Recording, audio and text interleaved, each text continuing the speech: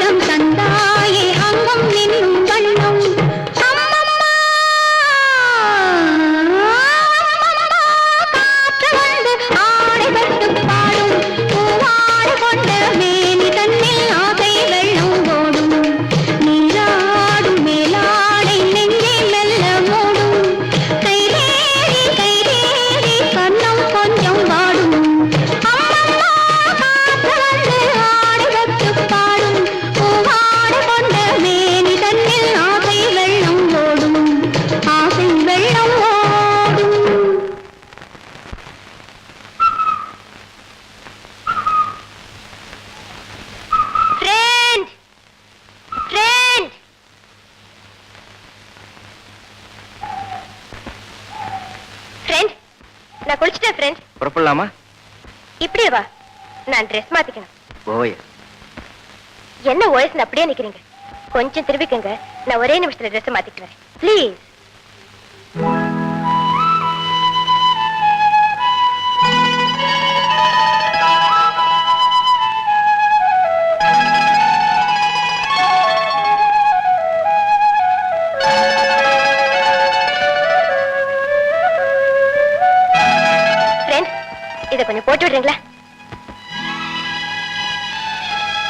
வேண்டாம் ஃப்ரெண்ட், எனக்கு கூச்சமா இருக்கு. நானே போட்டுக்கிறேன்.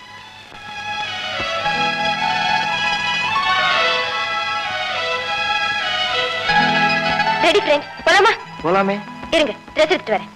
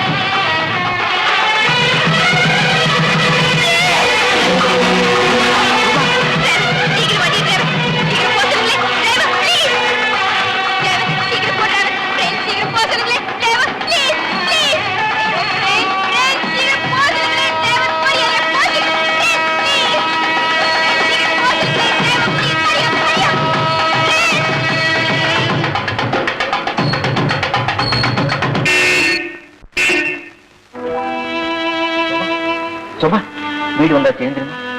சோபா,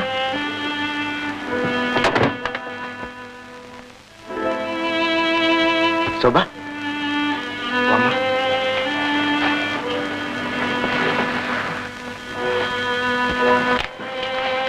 டாக்டர், சோபாக்கு என்ன டாக்டர்? இல்ல, விவரமா சொல்றேன். ஆஷா, சோபாவை ஜாகிரதாச்சு.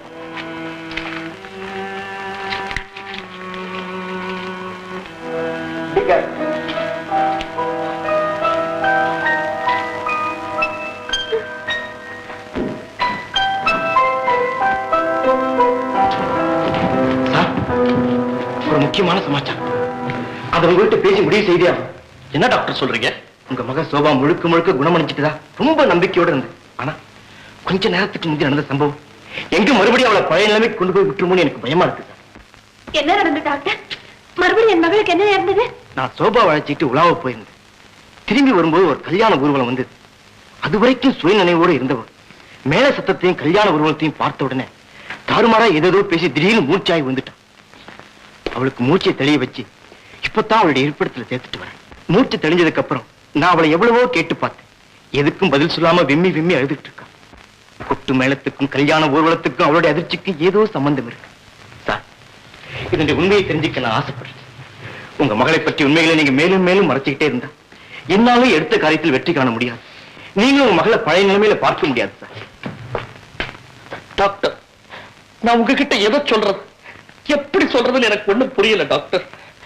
உங்ககிட்ட எல்லா விவரத்தையும் சொல்லணும்னு ஒவ்வொரு நிமிஷமும் நான் துடிக்கிறேன். ஆனா ஏதோ ஒரு வேகம், ஏதோ ஒரு உணர்ச்சி என்ன சொல்ல விடாம தடுக்குது டாக்டர். டாக்டர், எங்க மகளுடைய வாழ்க்கையில நடந்த பயங்கரமான சம்பவத்தை நாங்க அடியோட மறந்துடணும்னு நினைக்கிறோம் டாக்டர். பயங்கரமான சம்பவமா? ஆமா டாக்டர், ஆமா. அது எங்க குடும்பத்தில் விழுந்த ஒரு பயங்கர பேரிடி டாக்டர்.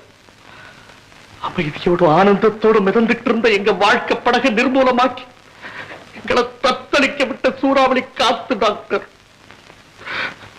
சோபாவை உங்களுக்கு தெரியும், கள்ளங்கபட இல்லாத சின்னஞ்சிறிய பெண். ஆனா டாக்டர், உங்களுக்கு இப்ப உண்மைதானே வேணும்? சோபாவுடைய சரித்திரத்தை நீங்க தெரிஞ்சுக்கணும் இல்லையா? சொல்றேன் டாக்டர், சொல்றேன். சோபா ஒரு விதவை டாக்டர், விதவை. விதவையா?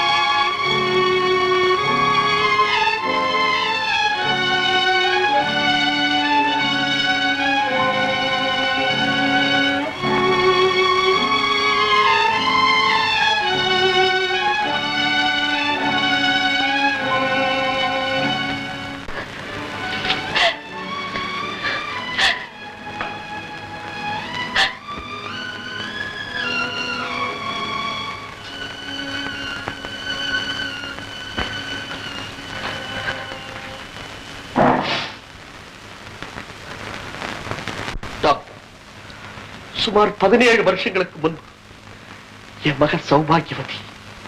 ஆமா டாக்டர், அவ பிறந்த போது அவளுக்கு நாங்க வச்ச பேர் சௌபாகியவதி தான். சோபா பிறந்தா அப்ப நானும் என் மனைவி ரொம்ப சாதாரணமான நிலைமையில பூனாவில் இருந்தோம்.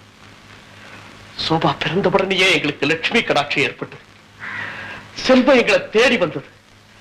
10 வருஷம் டாக்டர், 10 வருஷம் 7 மில்களுக்கு சொந்தக்காரன் ஆயிட்டேன்.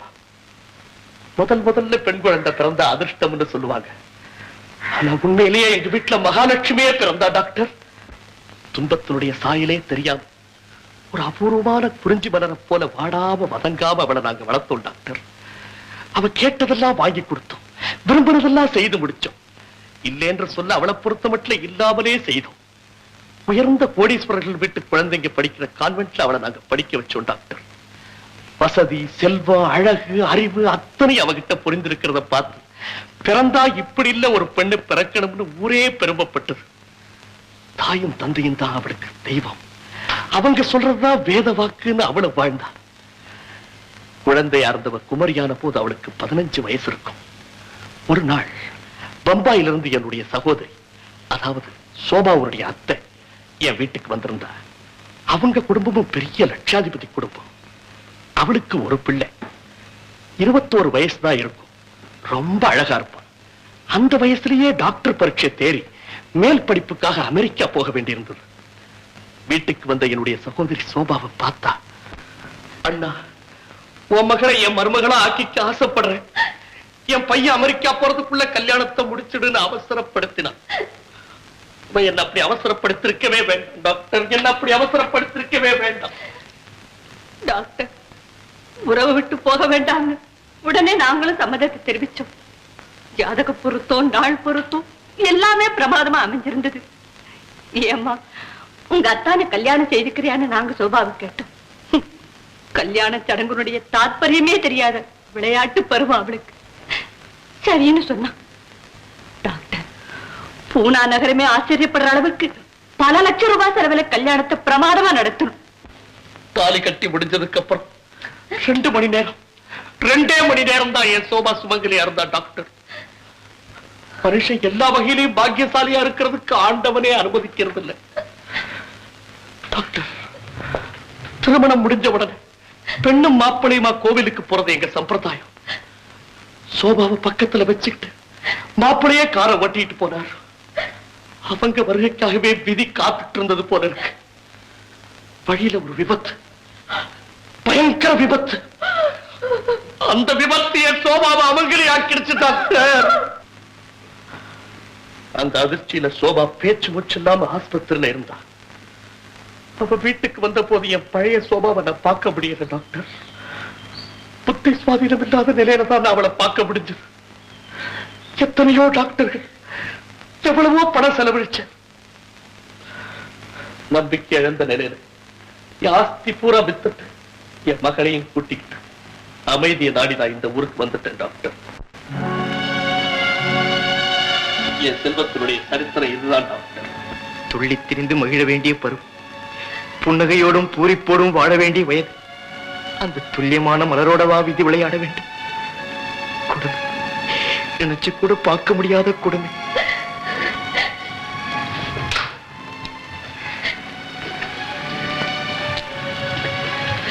அம்மா, தனக்கு திருமணம் நடந்ததையோ விபத்து நேர்ந்ததையோ நினைச்சு சோபா எப்பவாவது பேசியிருக்காளா? இல்லை டாக்டர், அவ எதுவுமே பேசுனதில்லை. ஆனா ரத்தத்தை பார்த்தாலும், கொட்டு மேல சத்தத்தை கேட்டாலும் அவ குழப்பமடைஞ்சு மூர்ச்சி ஆயிடுறா. உண்மையை சொன்ன நாங்களே அவளை கல்யாணமாகாத கன்னி பெண்ணாகத்தான் நினைக்கிறோம் டாக்டர். அதுதாமா நல்லது. நடந்தது ஒரு கனவா நினைச்சு நாம மறக்கிறதா நல்லது.